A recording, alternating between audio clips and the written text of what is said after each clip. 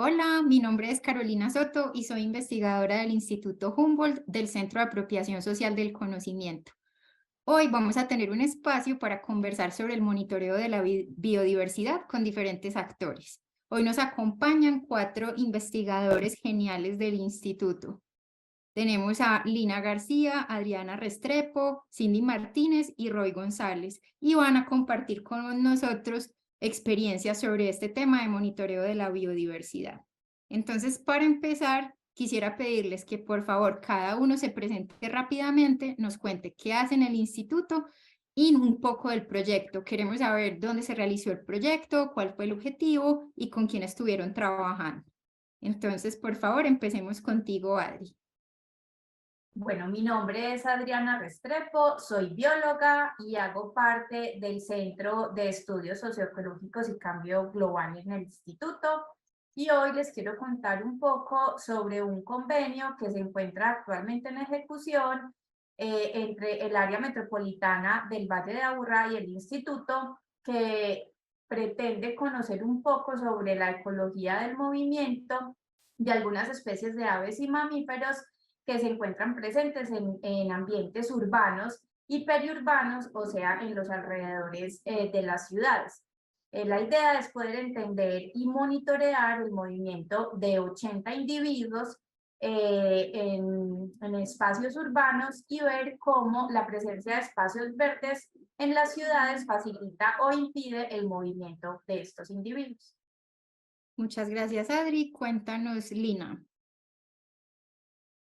Para un saludo muy especial, bueno, soy Lina García, soy bióloga, trabajo en el Instituto Humboldt en el equipo de colecciones y gestión de especies y en ese momento pues tengo la fortuna de estar coordinando una agenda de colaboración que tiene el instituto con la Fundación Grupo Argos en el marco de un proyecto grande que se viene implementando en la cuenca del Río Claro en Antioquia. Esto es el suroriente antioqueño y es el proyecto Huella Viva. A través de este proyecto Huella Viva específicamente hemos empezado a trabajar en un proceso de generar capacidad a nivel local en las comunidades en temas relacionados con conocimiento, uso y conservación de la biodiversidad para poder guiar o poder facilitarle a las comunidades y a los actores locales la toma de decisiones en torno a la biodiversidad de territorio y pues con un esquema pues por supuesto bastante participativo y con base en ciencia.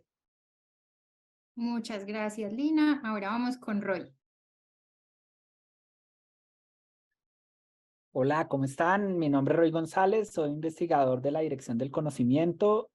Hoy les voy a comentar un poco las expediciones Cangrejo Negro y Sea Flower, que fueron dos iniciativas que se trabajaron entre el 2020 y el 2021 en torno a una respuesta institucional y del equipo SINA al efecto que generó los huracanes ETA y OTA en las islas de Providencia y San Andrés. Un ejercicio que lo que mostró fue cómo a partir de la construcción participativa se podían buscar alternativas y soluciones para rehabilitar ecológica y socialmente una isla después del impacto de un evento adverso de grandes magnitudes como lo son los huracanes. Gracias. Muchas gracias, Roy. Y finalmente, Cindy. Hola, mucho gusto. Mi nombre es Cindy Martínez, soy ecóloga. También trabajo junto con Adriana en el Centro de Estudios Socioecológicos y Cambio Global. El día de hoy yo les voy a hablar acerca de una experiencia de monitoreo participativo que realizamos en la región del Magdalena Medio junto con pescadores y pescadoras de la Ciénaga de San Silvestre, buscando conocer cuál es el estado de la calidad del agua en esa región y cómo esto tiene una incidencia en las comunidades rurales y en las comunidades animales como los manatís y los bocachicos. Genial, muchas gracias, Cindy. Entonces, aquí vemos que tenemos cuatro experiencias diferentes en cuatro lugares totalmente diferentes. Tenemos ambientes rurales, pero también urbanos. Entonces, aprovechando la experiencia que ustedes tienen, quisiera saber cuáles son esas oportunidades que ustedes le ven a estos procesos de monitoreo. Empecemos por Roy.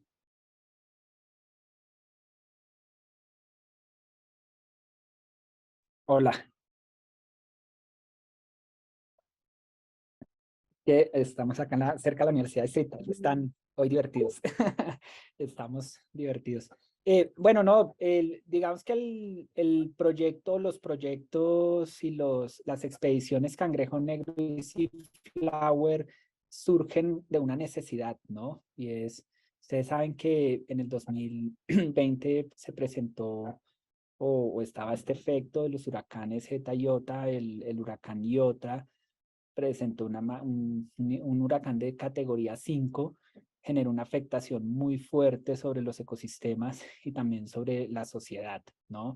Entonces, nosotros desde nuestro actuar y nuestros objetivos misionales, queríamos, por un lado, indagar alrededor de qué sucedió, cuál fue el impacto sobre la biodiversidad, cuál fue el impacto sobre el valor natural, sobre todo en una isla que tiene una aprehensión y un interés por la naturaleza bastante importante como lo es Providencia.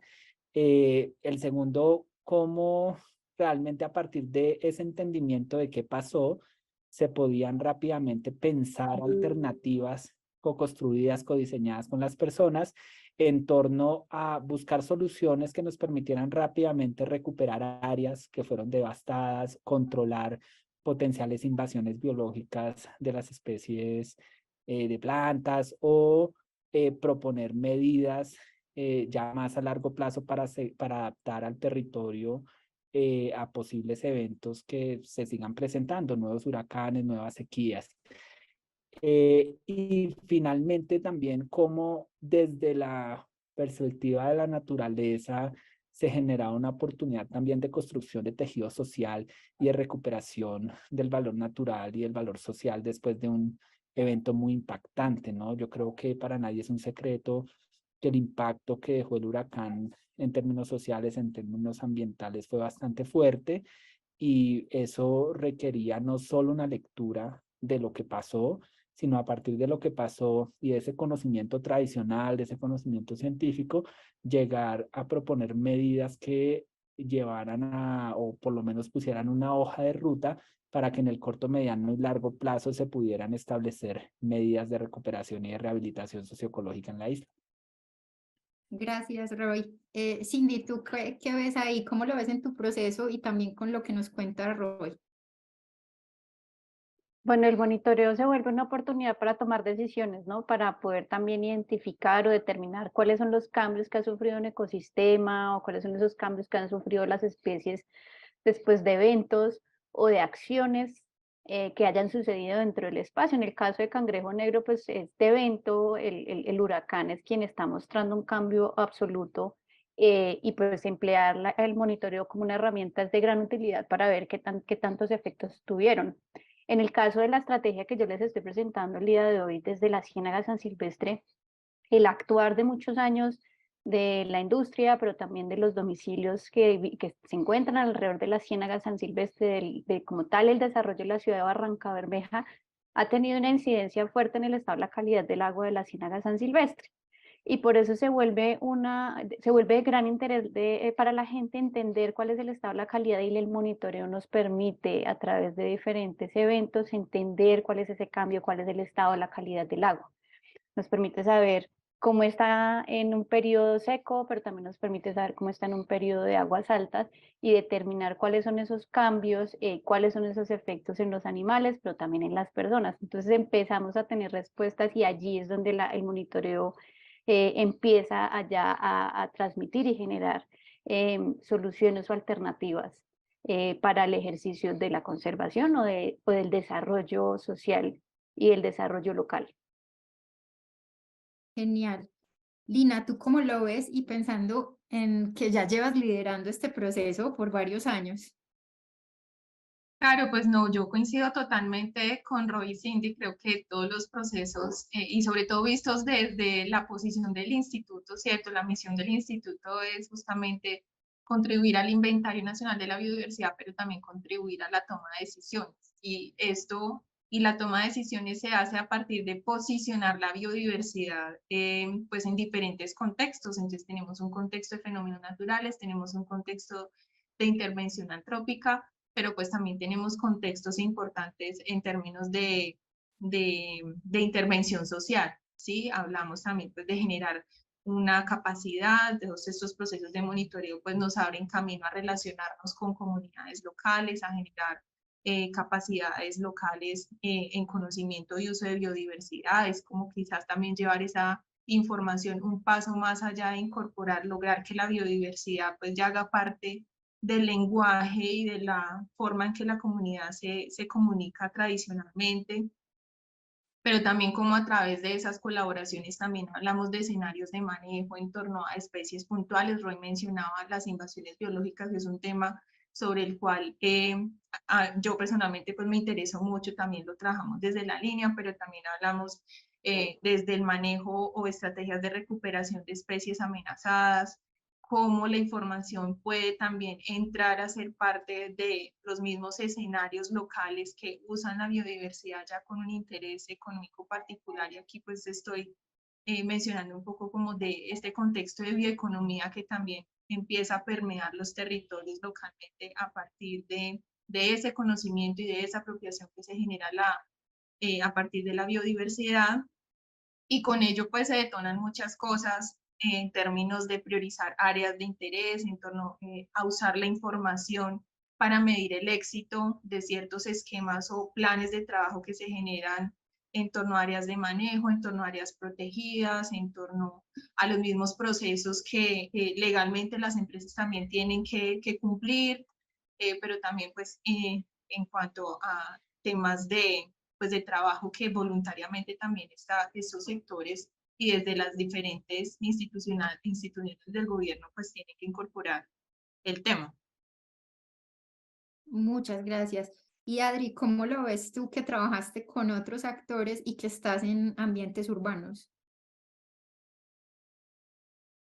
Listo, Caro. Acá es como un reto bien grande porque un reto y una oportunidad, porque cuando trabajamos en ambientes urbanos empezamos a cambiar como esa idea de que la diversidad está en otro lugar, está en el bosque exuberante, en la selva, en lo rural, y acá es la oportunidad de mostrarle a la ciudadanía, venga, es que la diversidad está en la puerta de su casa. Y no podemos esperar que sean las instituciones quienes conserven esa diversidad, sino que usted, ciudadano de una ciudad, en este caso Medellín, Envigado, tiene la oportunidad de conservar la biodiversidad en un ambiente urbano. Acá ha sido como muy interesante porque la gente, a pesar de estar con estas especies todos los días, en muchos casos ni siquiera las percibe. Y las ciudades, en un mundo donde cada vez pues las ciudades van a seguir creciendo, tenemos que ser capaces de decirle a la ciudadanía, venga, usted es un actor importante en este proceso, participe con nosotros para entender qué necesitan esas especies para poder continuar viviendo en estos ambientes urbanos y periurbanos, por lo que este proyecto para mí ha sido como una oportunidad súper maravillosa de contarle a la ciudadanía qué hay, pero de generar información que pueda ser útil para la toma de decisiones, para la generación de espacios verdes en las ciudades, para el ordenamiento territorial, en fin, como una oportunidad muy grande para todo esto. Gracias, Adri. Entonces, los cuatro mencionaron elementos muy interesantes que se repiten en sus procesos, que es aportar a la toma de decisiones, generación colectiva de conocimiento, contribuir a la apropiación social del conocimiento, que resuena mucho con lo último que Adri mencionaba, que no necesariamente uno conoce lo que tiene al lado. Suenan como procesos que aportan muchísimo, son muy interesantes, pero quisiera como indagar un poquito más y conocer qué pasa con esos retos que tienen en esos procesos. Entonces quisiera empezar contigo, Lina. Bueno, Caro, hay un reto que he encontrado en este proceso muy interesante. Yo vengo de una escuela tradicional donde fuimos formados con unos ritmos y una forma de trabajar y de hacer investigación científica y hacer monitoreo de biodiversidad, pues siguiendo un método súper estandarizado. Los investigadores pues siempre salimos al sitio con un objetivo muy claro, una metodología clara. Listo, nos tenemos que levantar a las 4 de la mañana, nos levantamos todos a las 4 de la mañana a hacer nuestra toma de datos. Entonces, esa escuela tradicional de investigación científica nos lleva a tener pues esa forma de trabajar y de quizás llegar por primera vez a un territorio con el ideal de que vamos a tener ese mismo ritmo en un trabajo con la comunidad, pero que no, los procesos comunitarios van a ritmos totalmente diferentes, y es un reto, lo pongo como un reto porque en el caso de investigadores que vienen justamente de esa escuela, pues llegan a territorio y a veces tienen una sensación de frustración, pero ¿por qué no se puede así? Porque si así es que realmente tiene que hacerse. Entonces son renuncias que desde el mismo equipo se tienen que hacer para que este proceso con la comunidad funcione y más bien incorporarse a las dinámicas de los territorios. Entonces son los dos escenarios que uno tiene que manejar y eso depende mucho pues del proceso y del objetivo que estamos manejando, pero en el caso de los procesos que son comunitarios pues tenemos que tener en cuenta justamente la realidad de territorio, la economía, la permanencia de las personas que están allí. Hay realidades territoriales que simplemente nos llevan a tener que, digamos, detener los procesos y poder pensar o tenernos que pensar nuevas estrategias para volver a arrancar, y eso es a la misma dinámica natural de las comunidades que tienen que emigrar por empleo, por seguridad, bueno, por diferentes contextos. Eso por un lado, y por otro lado también el reto es poder garantizar que los ejercicios de monitoreo pues se hagan con las herramientas correctas, y esto muchas veces también puede representar una limitante, digamos, en el éxito o en el tipo o calidad de datos que estamos tomando. Y hablamos específicamente como acceso a herramientas tecnológicas tan sencillas como un celular o un computador, o incluso pues herramientas técnicas, pues que también se relaciona mucho con los contextos locales, pero es el mismo acceso a internet o a la señal de celular, que no los podemos manejar, pero que son retos que nosotros también pues tenemos que incorporar dentro de nuestra planeación, para que los proyectos pues se acojan justamente pues a esos contextos. Muchas gracias. Roy, ¿cómo ves tú lo de los retos? Bueno, yo creo que los retos y también ha sido el proceso evolutivo del instituto en torno a cómo nos aproximamos a las expediciones y a los ejercicios de monitoreo, ¿no? El reto fundamental es nosotros con nuestra formación biológica, nuestra formación de ciencias naturales, tenemos como una línea de pensamiento muy de plantear la pregunta de investigación, aplicar el método científico, ir a tomar unos datos, hacer unos análisis, presentar unos resultados y listo, resolvimos el mundo. Lo cierto es que esto es el pensamiento que hay que, y el reto hoy en día es que estos ejercicios no salen desde las preguntas del escritorio que nosotros podemos plantear, sino que hay unos valores de conocimiento local, hay unos valores de conocimiento tradicional que de hecho nos abren a nosotros los ojos sobre lo estrecho que puede ser el pensamiento de pregunta netamente científica en torno a un modelo biológico, ¿no? Entonces el reto para mí ha sido cambiar esa lógica de pensamiento de tener ya un diseño previo e irlo a aplicar, a pensarme que tengo que ir a pensar el diseño con las comunidades, que tengo que ir a trabajar y a ver cómo es que nos vamos a idear un ejercicio de monitoreo, un ejercicio de levantamiento de información. Esa puede ser como una primera línea.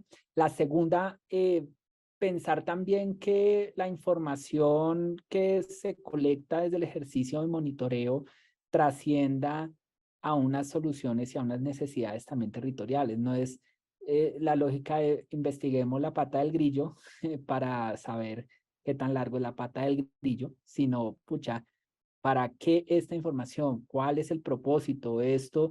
Realmente, ¿cómo va a generar fortalecimiento territorial? ¿Cómo va a apropiarse ese conocimiento? ¿Cómo va a incorporarse ese conocimiento en la toma de decisiones? Entonces, eso nos lleva más allá del ejercicio de diseño y de responder la pregunta al punto de pregunta que tienen que ser con las comunidades. Podemos después trazar unas recomendaciones, unos lineamientos o una aplicación de esos resultados en el contexto de realidad, ¿no? En cómo solucionamos o cómo proponemos soluciones basadas en la naturaleza que realmente tengan aplicabilidad en territorio. Gracias, Roy. Tanto Lina como tú mencionaron mucho el tema de salirse de esos esquemas tradicionales de los que han venido y en los que se formaron. Quisiera aprovechar ahí para que Cindy nos cuente, porque ella viene de otro enfoque diferente y de otra formación. ¿Cómo ves tú los retos desde esa mirada que tienes y desde tu formación? Bueno, yo veo los retos desde otro punto de vista. Para mí, por ejemplo, ha sido muy retante llegar a un territorio y cuestionarme si puedo implementar un ejercicio de monitoreo con papel o con tecnología, porque no sé si la gente que vive allí en ese territorio cuenta con una capacidad de lectoescritura, que tenga un interés en trabajar en la conservación, porque nosotros todos podemos llegar y decir que queremos hacer monitoreo, pero no todo el mundo está en esta misma línea. Entonces, todo el mundo tiene una preocupación más respecto a qué hago si yo quiero seguir produciendo papa allí en este sector donde me están diciendo que no, o yo quiero seguir pescando con este tamaño de peces que yo quiero porque es el que más se vende, es el que más me pide la gente. Y respecto a mis ideas de monitoreo, pues obviamente eso discrepa porque entonces yo quiero saber es por qué, qué es lo que está afectando las tallas de pesca. Entonces, como que siempre empieza a entrar en el ejercicio del monitoreo desde el enfoque que nosotros tenemos en la antigua línea de diálogo de saberes, es cómo el monitoreo puede entrar en el contexto social, cómo el monitoreo puede entrar a generar unos beneficios y a buscar o promover alternativas a esas problemáticas también sociales desde el término ambiental. Entonces ahí los retos para mí son más enmarcados desde las dinámicas sociales, de cómo hago para que la mujer participe y no solo participen los hombres, que usualmente eso es lo que pasa, cómo hago para que los niños se conviertan en esos promotores del monitoreo desde el ejercicio de la educación en sus escuelas. Entonces, se empiezan a desgregar una cantidad de retos que están sumados también a los que plantea Roy y también plantea Lina, de salirnos de la cajita, de proponer monitoreos solo para saber cuánto mide la pata del grillo o no. Muchas gracias. Adri, cuéntanos tú. Bueno, digamos que los retos a los que nos hemos enfrentado en este proyecto han sido de alguna manera similares a los que nos cuentan los compañeros, pero en particular es cómo comunicamos lo que hacemos y para qué lo hacemos para que sea aceptado por la ciudadanía. Y les pongo un ejemplo. Para poder entender cómo se mueve un animal, toca capturar al animal y ponerle un equipo que aparentemente se ve grande, o sea, es una cosa que se le va a pegar al animal. Entonces, la gente quiere la información, pero no quiere la intromisión sobre esa biodiversidad. O sea, queremos conocer, queremos entender, pero no queremos tocar. Y ahí es donde entra el reto grande de comunicar para qué lo estamos haciendo, para que no sea rechazado, por ejemplo, para la ciudadanía. Cuando nosotros llegamos a un parque y cogemos una garza para ponerle el aparatico, pues nadie quiere que cojamos la garza, pero ¿para qué la va a coger? Cuando les mostramos los datos de cómo se mueve la garza, todo el mundo, ¿en serio? ¿Una garza todos los días recorre el Valle de Aburrá completo? Sí, en serio. Y no habría cómo saberlo si no cojo la garza y le pego el aparatico. O la comunicación en escalas más pequeñitas. Hace poquito salió una foto de la garza con el equipo en una universidad, en Twitter, nos están vigilando. O sea, es porque nosotros, claro, creían que ese animal tenía una cámara de vigilancia, porque no somos capaces todavía de comunicar el conocimiento o lo que estamos haciendo, la importancia de lo que estamos haciendo, que es un reto gigante en lo que estamos haciendo. Queremos saber, pero no queremos tocar. Entonces, lograr eso de contar qué es lo que estamos haciendo y para qué, es un reto gigantesco, y cuando lo logremos de la manera adecuada, seguro que toda la ciudadanía va a querer participar, nos va a contar dónde están los animales, cómo se ve, pero mientras no logremos como esa comunicación efectiva eso que hablaba Lina de esa escuela que nosotros, o sea, nosotros ni siquiera nos preguntamos, ay, ¿será que debería coger la garza? No, quiero saber cómo se mueve la garza, coja la garza y péguela para mí. Entonces, poder conciliar eso con la ciudadanía es un reto muy grande. Gracias, Adri. Estaba pensando en todos los retos que mencionaron y hay uno que yo creo que en particular nos preguntamos todos y ¿es posible que un monitoreo, en este caso, digamos, pongámosle más énfasis en ese monitoreo con múltiples actores o un monitoreo participativo, es posible que sea sostenible? Y si va a ser sostenible, ¿cómo podemos lograr que un monitoreo sea sostenible? Entonces, arranquemos con Cindy. Puede ser, pero eso va a depender mucho como del compromiso que exista en territorio y en parte también de por qué se crea el ejercicio de monitoreo.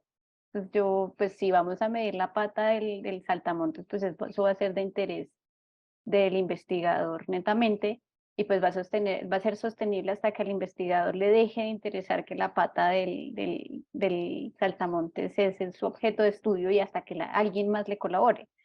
Pero si pensamos en un ejercicio que es concebido más desde la local, un ejercicio que es concebido desde las necesidades locales y que nos está brindando información constantemente, tal vez allí pueda haber sostenibilidad. Ahora, ese tipo de sostenibilidad es en términos de compromiso, pero también hay que tener en cuenta que el ejercicio de monitoreo requiere unos costos financieros para desarrollarse. Va a depender, por ejemplo, si necesitamos equipos para hacer mediciones, si necesitamos transporte para podernos mover en los sistemas acuáticos. En el caso de Barranca, la gente tenía que moverse en motor y bote para poder realizar los monitoreos en cada punto de muestreo. Y el ejercicio fue colaboremos entre todos, ustedes ponen una parte, nosotros desde el proyecto ponemos otra, pero hoy en día son ellos quienes están tomando los datos y nosotros les estamos ayudando desde acá. Gracias a eso se ha mantenido en el tiempo, pero si no hubiera un compromiso y si no hubiera por lo menos, no se hubiera puesto como una semillita en el ejercicio, pues claramente el ejercicio no sería sostenible, sino que se hubiera quedado hasta el momento en el que terminó el proyecto. Entonces, hay que ver las formas en cómo uno busca la sostenibilidad en los proyectos de monitoreo. Gracias. Lina, ¿tú cómo la ves?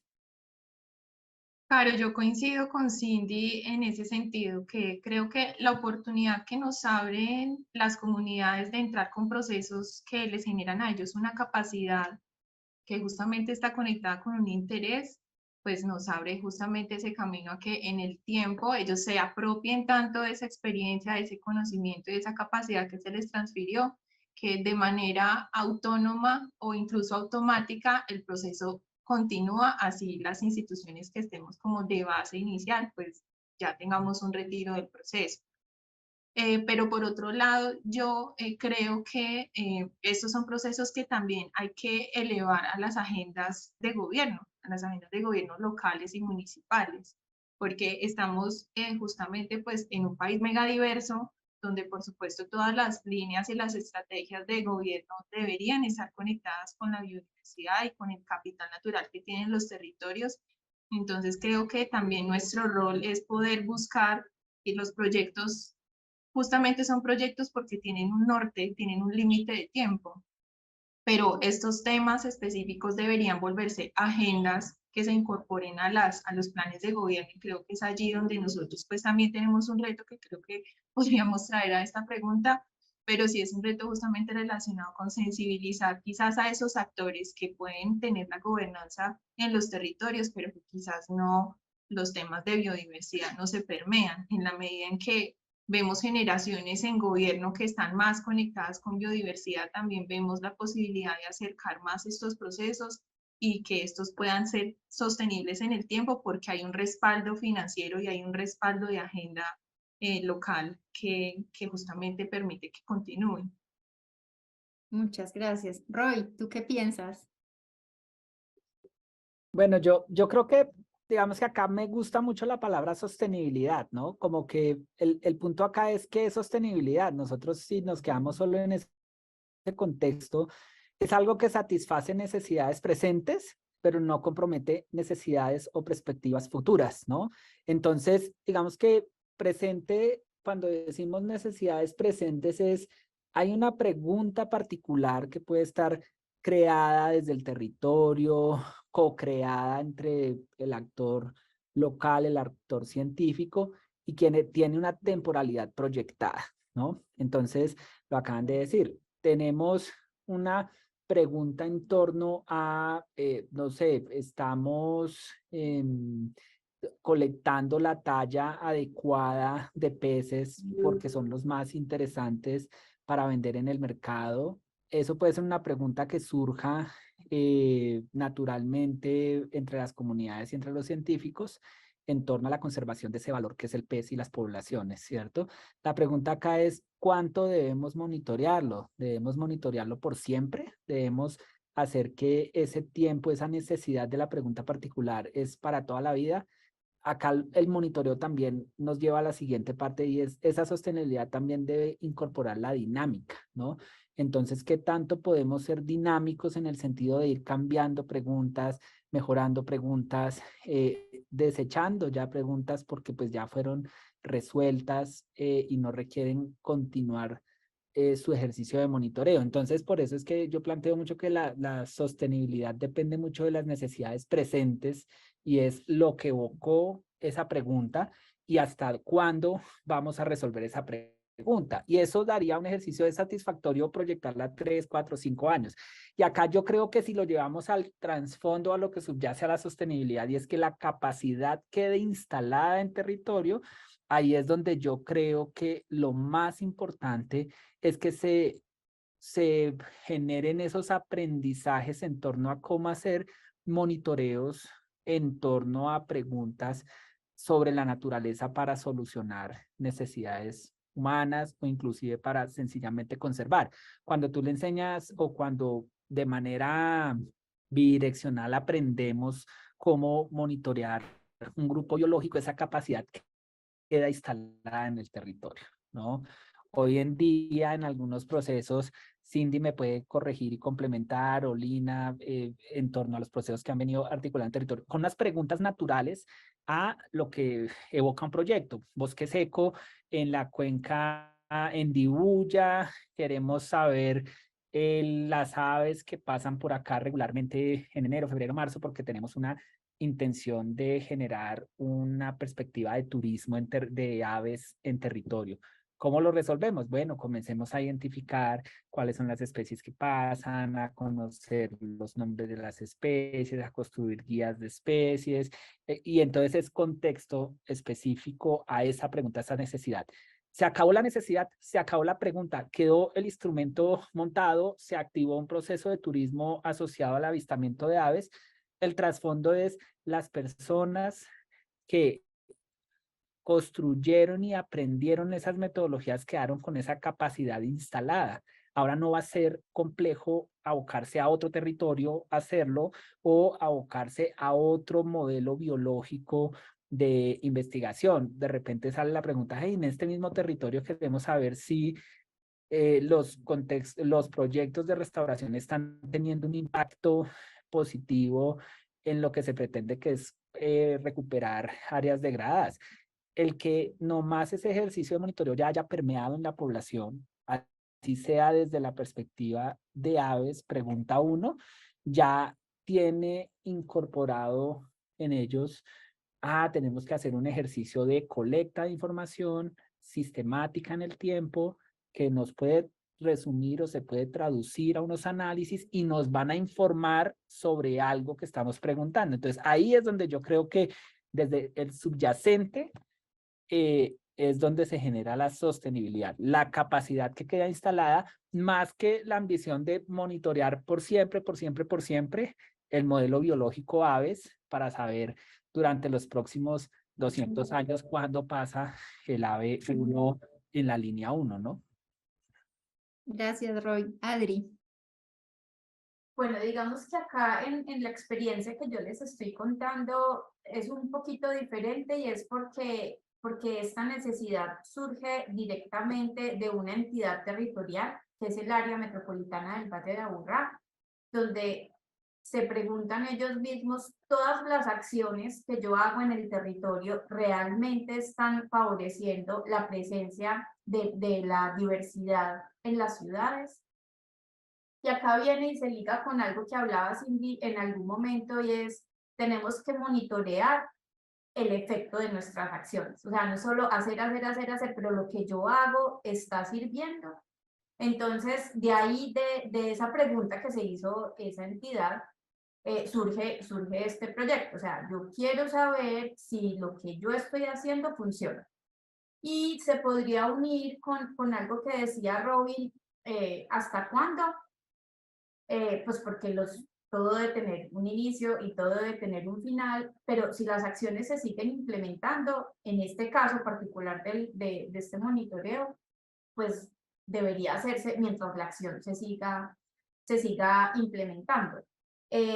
Pero una cosa muy positiva es que surge de ellos mismos, o sea, no fuimos nosotros los que fuimos a decirles, vengan, hagamos esto, no, sino yo necesito hacer esto. Entonces, la capacidad quedará completamente instalada. Lo ideal sería que se creen algunos indicadores de esto que queden metidos dentro del plan de acción de la entidad para que eso garantice el mantenimiento de esas acciones de monitoreo, en el tiempo. Y entonces, pues, deja de ser eso, ¿cuánto mide la placa del grillo? Para convertirse es, yo hago unas acciones, pero yo quiero que mis acciones realmente tengan un impacto. Y si quiero saber si mis acciones están teniendo un impacto, pues tengo que monitorear eso que estoy haciendo. Y yo creo que ha sido chévere porque creo que muchas entidades están dando ese chip. No, hago y hago y hago. No, hago y evalúo que lo que esté haciendo realmente sirva para algo, y entonces yo creo que acá es como un monitoreo con un sentido súper claro, con un norte, con un rumbo, y metido dentro de una necesidad de una entidad que permitirá, ojalá, la permanencia en el tiempo de la acción de monitoreo. Muchas gracias, Adri. Entonces, el tiempo vuela y esta conversación está muy interesante, y yo quiero aprovechar que ustedes no solo están, digamos, liderando estos procesos que nos cuentan, sino que ustedes ya llevan largo tiempo liderando diferentes procesos y en diferentes lugares. Entonces, no quisiera que nos fuéramos sin que cada uno de ustedes nos dé recomendaciones. Si alguien en su casa nos está escuchando y está pensando en el monitoreo, si nos están escuchando en una institución, en hacer estos procesos participativos, involucrar diferentes actores, ¿cuál sería esa recomendación o esas recomendaciones que ustedes dirían definitivamente no puede faltar? Sabemos, y creo que nos queda muy claro con lo que ustedes nos cuentan, pues que no es una receta, ¿cierto? Y no hay una fórmula mágica, pero sí tenemos como elementos claves que pueden ser muy importantes si uno se va a embarcar en este viaje o en esta travesía de hacer un monitoreo. Entonces quiero empezar contigo, Roy. ¿Qué no debería faltar y qué deberíamos tener en cuenta si vamos a hacer un monitoreo? Definitivamente no debería faltar la construcción colectiva del monitoreo. Es decir, un monitoreo realmente participativo, no un monitoreo en el cual nosotros ya llevamos la propuesta de monitoreo, vamos a capacitar para que la implementemos, sino, vengan, cómo consideramos todos y todas que se debe desarrollar el monitoreo en función de las necesidades y de las preguntas que salen en el territorio. Entonces, definitivamente que no falte la construcción colectiva de preguntas, la construcción colectiva de diseños, la construcción colectiva de toma de información, la construcción colectiva de análisis e interpretación de los resultados, y por supuesto la proyección colectiva de hasta cuándo y por qué hacemos estos monitoreos. Muchas gracias, Roy. Adri. Bueno, yo creo que no puede faltar una pregunta clara que direccione la acción de monitoreo. O sea, ¿para qué voy a monitorear? Y esto realmente necesita ser monitoreado, porque creo que ese es el fracaso de muchas acciones de monitoreo, era porque pues ni siquiera había que hacer un monitoreo. O sea, monitorear no siempre es la solución a cualquier problema, sea, tiene que ser súper claro es para qué cuento con el personal, cuento con las herramientas, o sea, hacer como toda esta parte de planeación antes de entrar a hacer la acción de monitoreo. Y nunca puede faltar un norte hacia dónde voy, porque monitoreamos y monitoreamos, pero como no sabemos a dónde tenemos que llegar, nunca sabemos si el monitoreo está bien, está mal. Entonces, realmente esto es construir un plan claro, que tenga un norte claro para que funcione, para que no sea otro monitoreo que inició y murió por ahí sin tener un resultado efectivo. Gracias, Adri. Lina. Bueno, yo de acuerdo con la posición de que tienen Roy y Adriana de cara a que monitoreo, pues debe tener un propósito y debe tener un alcance claro, eso no debe faltar nunca, pero creo que también el monitoreo, como se enmarca dentro de un contexto científico, pues creo que nosotros tenemos sí o sí que llevar un mensaje que la ciencia no es algo que se realiza digamos que no es un concepto ni que es un proceso, un escenario que está fuera de las realidades que se realizan los laboratorios, que se realizan los grandes parques nacionales o incluso que se realiza fuera del país. La ciencia criolla también es buena. Entonces creo que son como esquemas que también hay que entrar derribando. O sea, la ciencia se puede acercar a la gente, la ciencia se puede bajar, la ciencia son y la ciencia hecha a través de ejercicios de monitoreo pensados y planificados objetivamente, realmente puede llegar a movilizar procesos muy potentes. Entonces, no es un proceso imposible de acercar a la comunidad, todo lo contrario. Tal como lo dice Roy, estos son ejercicios que tienen que ser construidos participativamente, porque justamente a través de ellos que buscamos responder necesidades puntuales. Entonces se trata más de eso, de poder conectar la ciencia con las realidades y de derribar ciertos imaginarios asociados a lo que hacemos en investigación. Muchas gracias. Y cerremos contigo, Cindy. Ya creo que mis compañeros dijeron lo clave. Creo que es importante señalar y decirle a las personas que nos están viendo que monitoreo lo puede hacer cualquier persona. Monitoreo lo hacemos a diario cuando abrimos la nevera y miramos que nos está faltando de verduras o cuando estamos mirando si los niños tienen fiebre o no. Eso es monitorear. Entonces, monitorear es llevar a hacer ese seguimiento y creo que cuando existan esas posibilidades de evaluar si nuestro cultivo o si nuestra finca está teniendo algún problema, alguna falla, allí es donde aparece y donde se vuelve útil el monitoreo. Entonces, no descartarlo, siempre buscarnos. El Instituto Humboldt siempre está con puertas abiertas para explicar qué es esto del monitoreo. Justamente estamos ahorita en el proceso de construcción de una herramienta que va a ser de utilidad para muchas personas, para que puedan entender qué es el monitoreo y cómo se desarrolla una estrategia de monitoreo desde diferentes puntos de vista, muy desde lo biológico, pero también desde cómo podemos meterle ese componente participativo, para que todos podamos entender que es una herramienta útil, pero que no necesariamente es útil para todos los casos, como lo mencionaba Adrián.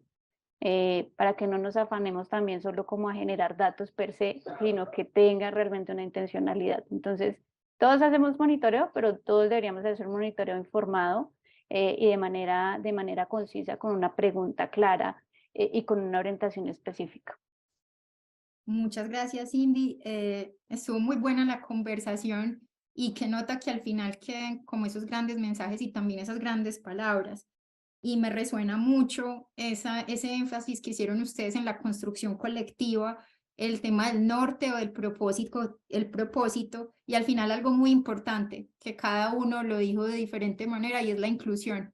Cómo somos más incluyentes en la investigación que estamos haciendo. Quiero agradecerles a los cuatro, qué gran oportunidad poder tener a estos cuatro grandes investigadores con nosotros en este espacio. Y quiero invitarlos también a que consulten el repositorio del instituto. Tanto la información que nos compartió Roy, la información que nos compartió Cindy, lo que ha hecho también Lina y el equipo, se puede encontrar en el repositorio. Lo de Adri todavía está en proceso y seguro lo vamos a ver, pero porfa sigan viendo lo que hacen los investigadores, conéctense con las redes del instituto, que hay información genial. y a nosotros nos sirve también mucho que empiecen a leer y conversen con nosotros, que estén más activos, que recuerden que el instituto está ahí, que estamos haciendo ciencia abierta, que es lo que estamos buscando, y estamos buscando más participación y trabajo con diferentes públicos. Muchas gracias a todos y nos vemos en una próxima oportunidad.